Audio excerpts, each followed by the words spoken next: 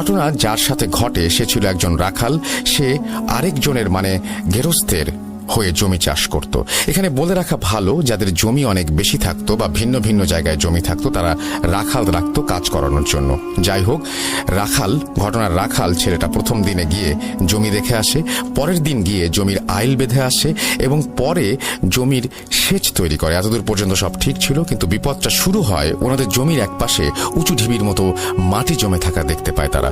তখন সে চিন্তা করে পাওয়ার টিলার দিয়ে এই উঁচু ঢিবি ভাঙা যাবে না, তাই তিনি কোদাল দিয়ে ঢিবি ভাঙতে শুরু করেন। কাজ করতে করতে চারিদিকে অন্ধকার হয়ে যায়। বলে রাখা ভালো, তখন এলাকার রাস্তা তেমন ভালো ছিল না, কারেন্ট চলে গিয়েছিল এবং চলন মিলের আশেপাশের গ্রামগুলোতে শুধু পশ্চিমের আকাশ থেকে অল্প একটু আলোতে আবছা আবছা চারিপাশ দেখা যেত। তো রাখাল ছেলেটা ঢিবিটা পুরোটা কেটে শেষ করতে করতে একটু রাতই হয়ে যায়। তখন সে বাড়ির দিকে যাওয়ার চেষ্টা করে। বিলের ভেতরেই একটা জায়গা, একটু খালের মতো নদী আছে, সেই নদী পাড়ি দিয়েই সে হেঁটে হেঁটে বাড়ির দিকে আসছিল। হঠাৎ দেখে সামনে বড় লম্বা একটা পাঞ্জাবি পরা হুজুর টাইপের মানুষ হেঁটে আসছে। সে দেখা মাত্রই হুজুর টাইপের মানুষটাকে লম্বা করে একটা সালাম দেয়, তারপর পাশ কাটিয়ে যায়। পাশ কাটিয়ে যাওয়ার সময় অনেক সুন্দর একটা ঘ্রাণ এসে তার নাকে লাগে। তখন সে চিন্তা করে, বাহ, হুজুরের আতরের ঘ্রাণটা তো অনেক সুন্দর। এই বলে সে আবার পেছনে তাকায় দেখার জন্য, কিন্তু আশ্চর্যের বিষয় যে পিছনে সে কাউকে দেখতে পায় না। সেভাবে হয়তো অন্ধকার, তাই বোঝা যাচ্ছে না। এই ভেবে সে বাড়ির দিকে হাঁটা দেয়। বাড়িতে যাওয়ার পর সে খাওয়া দাওয়া শেষ করে তাড়াতাড়ি ঘুমিয়ে পড়ে, কারণ ফজরের আজান দেওয়ার আগেই তাকে জমিতে পানি সেচ করতে হবে। সে এই ভেবে ঘুমিয়ে পড়ে। ঘুমের মধ্যে সে স্বপ্ন দেখে সেই বিলের ধারের রাস্তায় ওই হুজুরটাই হেঁটে যাচ্ছে। সে স্বপ্নের মধ্যে তাকে সালাম দিতে যাবে, ঠিক এই সময় হুজুরটা বলে ওঠে, তোর সালামের জন্যই তুই বেঁচে গেলি। তার ঘুম ভেঙে যায়। সে এই কথাটা তার মাকে জানায়। তার মা তাকে বলে এটা একটা খারাপ স্বপ্ন, ঘুমিয়ে পড়তে বলে আবারও। সে ঘুমিয়ে পড়ে এবং ভোরে ঘুম থেকে উঠে কাজে চলে যায়। তারপরে কিছু জানা যায়নি। অনেক রাত হয়ে গেছে, কিন্তু রাখাল বাড়িতে আসছে না। এটা দেখে সবাই ভয় পায়। সবাই তখন তাকে খুঁজতে বের হয়। খুঁজতে খুঁজতে সেই জমির কাছে গিয়ে দেখে রাখালের শরীর বাহিরেই আছে, কিন্তু তার মাথা মাটিতে ঢুকে আছে। সবাই অবাক হয়ে যায়, এটি কি ধরনের মারা যাওয়া, আর কেই বা মারল এত নির্মম ভাবে?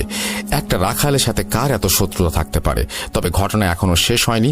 তার কিছুদিন পর নতুন একটা রাখালকে রাখা হয় এবং চাষ করতে যেতে বলা হয়। সে যখন রাতে পানি সেচ দিতে যায়, দেখে রাস্তার পাশে অর্থাৎ আশেপাশে একটু দূরেই বিড়াল কুকুর টাইপের কিছু একটা রাস্তা থেকে দূরে বসে গোঙানি টাইপের শব্দ করছে। সে এইগুলো দেখে অনেক ভয় পায় এবং বাড়ি চলে আসে। তারপর কাজ ছেড়ে দিয়ে নিজের বাড়িতে চলে যায়। এভাবেই কয়েকদিন যাওয়ার পর সবকিছু স্বাভাবিক হয়, কিন্তু হঠাৎ একদিন খবর আসে বিলের আরেক পাশের কৃষক ধান রোপণ করছিল। এমন অবস্থাতেই সে মারা পড়ে গেছে। তার লাশ দেখে এমন মনে হচ্ছে যেন কেউ তার ঘাড় টিপে পেছন থেকে চাপ দিয়ে মাটিতে পুঁতে ফেলেছে।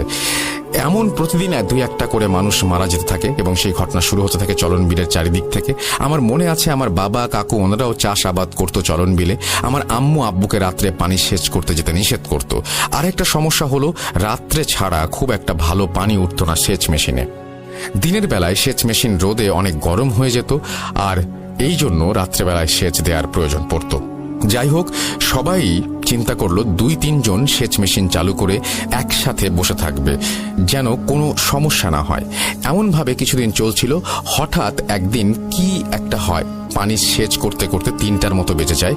তখন চিন্তা করে আমি আমার জমির শেষ আইল দেখে আসি পানি পৌঁছাইছে কিনা, তাহলে সেচ মেশিনটা বন্ধ করে দিয়ে আসি। এই বলে উনি হাতের ছোট্ট ব্যাটারির লাইটটা নিয়ে যান, আর বাকি দুজন বসেই থাকেন, গল্প করতে থাকেন। গ্রামের অনেকেই দেখে থাকবেন ধানি জমির পাশে ছোট ছোট করে ঘরের মতো করা থাকে, নৌকার ছইয়ের মতো করে বানানো থাকে সেগুলো। ওনারা দুজন সেটাই বসে গল্প করছিলেন। তারপর হঠাৎ অনেক জোরে একটা বাতাসের শব্দ পান তারা এবং চিন্তা করেন আগেও তো আকাশে তারা দেখা যাচ্ছিল একটু আগেও, এখন এত বাতাস আসছে কোত্থেকে? এই ভেবে দুজনেই বের হয়ে আসেন সেখান থেকে। দেখেন সবকিছু ঠিকঠাক আছে। তখন সেই 3 নম্বর লোকের কথা মনে পড়ে যায়। ওনারা তার নাম ধরে ডাকা শুরু করে, কিন্তু কোনো সাড়া আসছিল না। তারা তাকে খুঁজতে দুজন সেই জমির দিকে যায়। গিয়ে যা দেখে তাতে দুজনেরই জ্ঞান ছিল না এবং জ্ঞান হারিয়ে ফেলে তারা দুজনেই দেখে লোকটা তার জমির শেষ আইলের কাছে পড়ে আছে, তার মাথা কাদার মধ্যে ঠুকানো। পরের দিন গ্রামের লোকজন গিয়ে তাদের নিয়ে আসে। এরপর গ্রামের সবাই মিলে বিলে যাওয়া বন্ধ করে দেয়। পরবর্তীতে সব গ্রামবাসীরা চিন্তা করে এভাবে চলতে থাকলে সবাই মারা যাবে, এর একটা সমাধান দরকার। তখন অনেক বড় একজন আলেমকে নিয়ে আসা হয়। উনি গ্রামে এসেই বিলের দিকে তাকিয়ে বলেন, আপনাদের সমস্যা এই বিলে, তাই না? তখন সবাই সব ঘটনাকে খুলে বলে। উনি বলেন যে ঘটনা যেখান থেকে শুরু সেখানে নিয়ে চলুন আমাকে। সবাই তখন তাকে সেই প্রথম ঘটনা যেখানে ঘটেছে সেখানে নিয়ে যায়। হুজুর কিছু একটা বলে পানি ছিটিয়ে দেন এবং বলেন, সামনের শুক্রবার জুম্মার নামাজ পড়ে কেউ বাড়িতে না গিয়ে সবাই এখানে চলে আসবেন।